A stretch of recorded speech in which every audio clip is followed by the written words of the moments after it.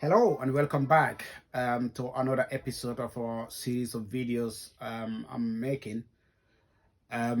We've already talked about our introductive part. We also discuss about the basic neurobiology. I'm just gonna jump into the mental health illnesses and how we prevent them. The first one we're gonna discuss is about primary mental health illnesses. And when we talk about primary mental health illnesses, doesn't mean they're primary, but they are something that usually we manage them at a primary healthcare level. And these are anxiety and depression and other related neurosis. But I'm gonna focus on anxiety. I'm gonna talk about the pathogenesis, if you like, what causes anxiety.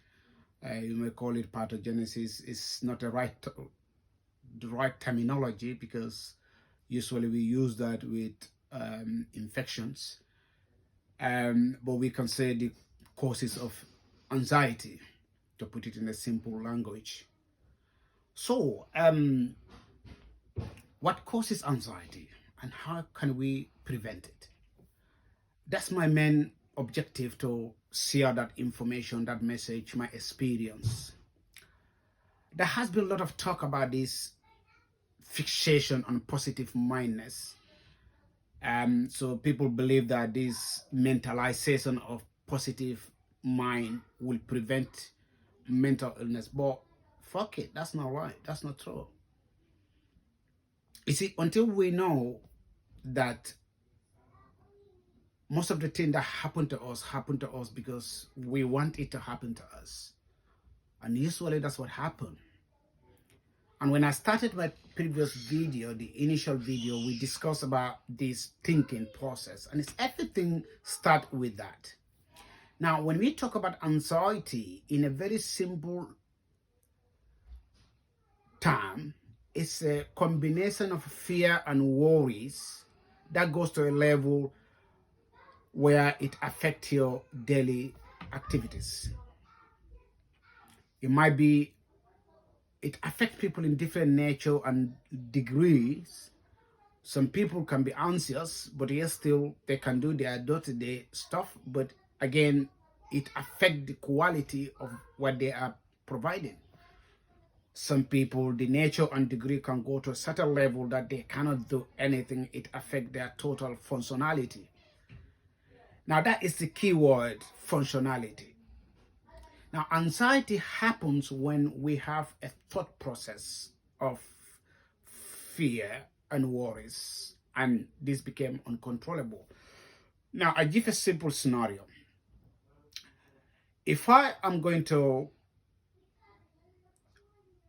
meet somebody I never met before, that feeling of meeting somebody, that thinking, that thought of meeting somebody generate a thought of fear and worry.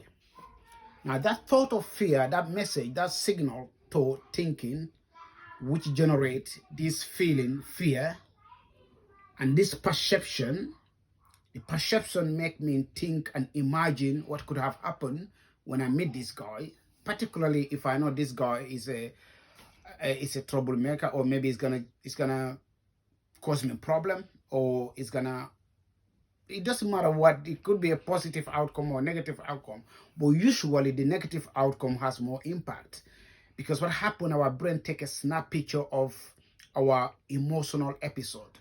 When something big happen, your brain pick it up, and usually your mind focus on that episode and doesn't get away with it very quickly. So anxiety happens when we think, when you have a thinking process of fear combined with worries, and then we create perception of those fears and worries, and then we create an imagination what that could have impact us. And this imagination, we can clouded it to such a level that we felt is actually going to happen or is true. And again, it's important to clarify that certain anxiety are preventive, is a body's mechanism to defend ourselves. Now, if I'm anxious, I'm gonna meet this young man, somebody, could be a man or whoever, and then this man is gonna stab me or punch me or fight me, then that will help me to prepare myself when I meet this man. If he happen to do that, what I need to do. So that's healthy way of being anxious, because it's preparing your body to defend yourself. However, if I create this general anxiety in my head that there is a man following me, trying to kill me or kill my family, and I have this develop that fear and that worries, and that fear and worry develop that perception, and then that feeling and emotion combine, create that anxious level. Now, the thinking of that passion create an anxiety. Now that I'm anxious, the thinking of being anxious create another anxiety. Now I'm in a bubble of double anxiety. Now this double anxiety create a state of imagination, a state of wondering what could have happened. It makes you to live in a state of imagination. So you create a wondering thinking, a thought process whereby it became focused or concentrated or fixated in a very negative outcomes. As a result of that, even though it might not be true, but because you felt that that is the thing, because your brain don't understand the difference between what is happening now, or what physically happening, or what you imagine, whatever you imagine or what physically is happening, your brain don't understand the difference. I think people sometimes misunderstood this terminology. Our brain can fuck us. You see, our brain is just an organ.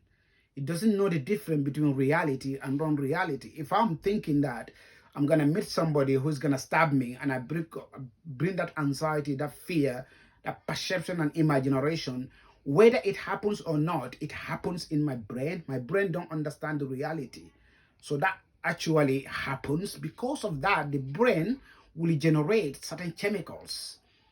And we have already said that these chemicals will fire together, and those chemicals that fire together wire together, and these chemicals that wire together create a socket. So you end up creating an anxiety socket in your brain. This is the thing.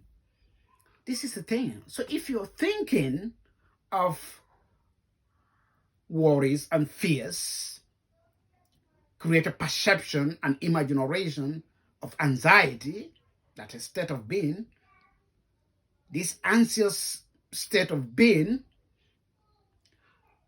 create that socket. So you're living in an anxiety state of fear, worries, which are not in reality not real, but it is real in your brain, because your brain don't know the difference.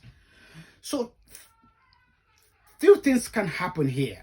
You can prevent this anxiety happening first, and this is the beauty of human being. This is the difference between human beings and animals or trees. When God created us at such a level. We have something in us that no other nature, no other animal, no other creation has. And this is what we called you're thinking with your thought. You can think at the same time you are thinking of your thinking. I don't know whether people understand this. When I'm thinking, I can think what I'm thinking. That is what is called in clinical practice called reflection or reflexivity. It is called reflexivity. Animals cannot reflect on their things. It's only human being that has the ability to reflect on reflection, reflect on action, reflect on your thinking. So if we are having that ability, that gift from nature to think of our thoughts, then we can choose what thought, what thinking we are thinking. If we can choose what thinking we are thinking, then we can prevent anxiety. Is it that not simple? Of course it is. So to prevent anxiety is to think of your thinking and choose what you think. Do not think of fear and worries that are not there. Do not generate fear and worries that are not real. Do not create a socket in your brain that you cannot get rid of easily. So think of your thoughts. Think of what you think, and then choose what you think. If you think of what you think and you choose what you think in your thinking, then you will be able to manage your thoughts. And if you can manage your thoughts, then you are going to understand who you are. In simple terminology, you will be who you are. You will know yourself.